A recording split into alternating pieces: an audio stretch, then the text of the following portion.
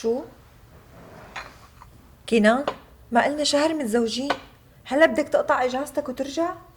قلت لك انه اجاني شغل، مضطر اقطع اجازتي وسافر. الشغل هنيك صار لفوق راسي، مو بايدي القصة. كينان حبيبي، اذا بدك تقطع اجازتك كرمال الكلام اللي اعترفت لي فيه، يعني ما أنا مستاهله القصه. اذا مفكرني انه انا ساكته لانه ماني رضيانه بتكون كتير غلطان. حبيبي يعني انا بس تفاجأت بالموضوع مو اكتر. بعدين انا لازم كون جنبك بمرضك، لازم كون حدك. ولكون صريحة معك أكتر، أنا كتير حبيتك وتعودت عليك، مع أنه يعني الفترة كانت كتير قصيرة بيناتنا. هلا انا ما عم بفهم شو دخل مرضي بسفري. يعني قلت بلكي شفتني أنه أنا لأني ساكتة فأنا زعلانة. حبيبي أنا سكوتي إني تفاجأت مو أكتر، خصوصي إنه نحنا كان لنا فترة عم نحكي مع بعض يعني قبل كتب الكتاب. ف يعني إنه تفاجأت بقصة مرض السكر، وأنت بتعرف إنه هذا الموضوع بيأثر على الحياة الزوجية وعلى الإنجاب كمان. طيب شو رايك تسكري على الموضوع وتبطلي هي التحليلات اللي بلا طعمه؟ ماشي. قومي ضبي لي اغراضي، بدي ثبت الحجز. مثل ما بدك، حاضر. هيفا، نعم. انا هذا البيت لازم سلمه.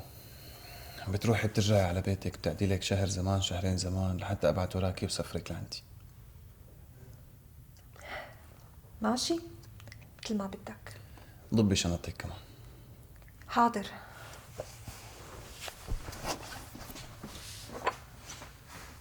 لك انت شو عم تحكي؟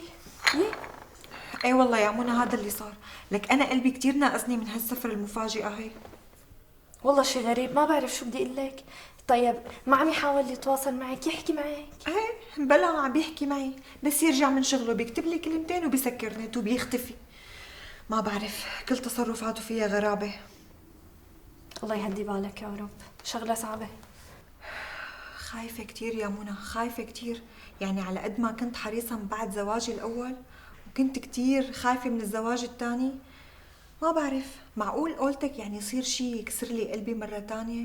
منى أنا كتير تعبت، كتير تعبت من المهدئات وحبوب المنوم. ما صدقت على الله ايمت خلصت منهم. يعني وقلت إنه كينان بيجي بيريحني، بيكون سندي واستقراري. انا فهمان عليكي، بس هي الافكار السوداء شيليها من راسك، ما في شي. في إشارات استفهام كتير. يعني فكري معي. أول شي قصة إنه مرضه اللي ما فاتحني فيه لبعد زواجنا. تاني شي سفرته المفاجئة. ثالث شي إنه خلاني أطلع من البيت وأرجع على بيتي. كل هدول بيعملوا لك أكبر إشارات استفهام. هلا شيلك من رأيي، المهم اهلك شو قالوا؟ أهلي؟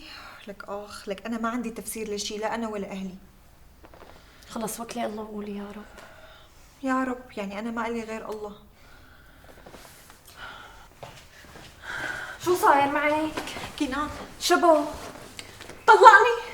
كيف؟ ايه ليش متفاجئة؟ ما كل شي كان بدل على هذا الشي، بس أنا ما كنت حابة صدق إحساسي لأني غبية. وما قال لك هذا الحمار ليش؟ ايه قال لي ليش؟ لأنه أنا عصبية وما بناسبه. لك حتى ما عذب حاله بشي بعد كم كلمة على الواتس وقبل ما توصل ورقة طلاقي كمان. لك يخرب بيته شو سلال، اجا قضى كم يوم معك بالحلال وانقلع. حبيبتي ما تزعلي، شو بدك مريض سكري؟ يعني يا بتجيبي ولاد يا لا، هيك احسن لك. بالله هي إذا كانت قصة مرضه حقيقة. لك على حظي، أنا قلت شو بفتح صفحة جديدة معه، هو رح يكون سندي بهالحياة، رح ارتاح معه. بس عبس. روقي وهدي خلص، المهم ينقلع معلش. ليكي منى، مشان الله روحي على الصيدلية جيبي لي حبوب المهدئ تبعي. يرجعنا؟ ايه رجعنا، شو اعمل؟ يعني انتحر؟ شو اعمل بحالي؟ خلص رايحة اجيب لك اياه، اهدي. انا شو عملت؟ شو غلطت؟ حدا بيقدر يفهمني يساعدني؟